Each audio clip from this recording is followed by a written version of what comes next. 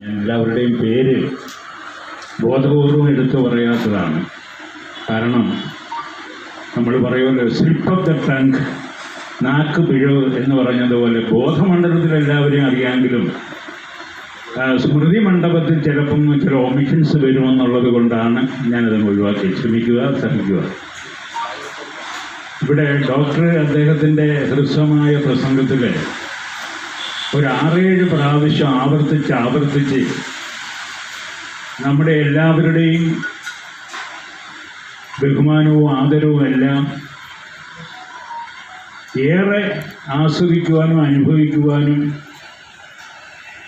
നിയോഗം ലഭിച്ച പ്രാതസ്മരണീയനായ പിതാമഹനായ നമ്മുടെ പുനലൂർ ബാലൻ സാറിനെ ഇവിടെ അദ്ദേഹം പരാമർശിക്കുകയുണ്ടായി. അത് ഈ സന്ദർഭത്തിൽ എന്തുകൊണ്ടും ശ്ലാഘനീയമാണ്, അഭിനന്ദനീയമാണ്. കാരണം ചുവരുണ്ടെങ്കിലെല്ലാം എഴുതുവാൻ പറ്റുകയാണ്. പുനലൂർ ബാലൻ സാറിൻ്റെ നാമധേയത്തിലുള്ള ഈ അനശ്വരമായ സരസ്വതി ക്ഷേത്രം, ആ ലൈബ്രറി പുനലൂർ ബാലൻ സാറിൻ്റെ നാമധേയത്തിൽ അനശ്വരമാണ്. അപ്പോൾ അദ്ദേഹത്തെ സ്വാഭാവികമായിട്ടും ഈ സന്ദർഭത്തിൽ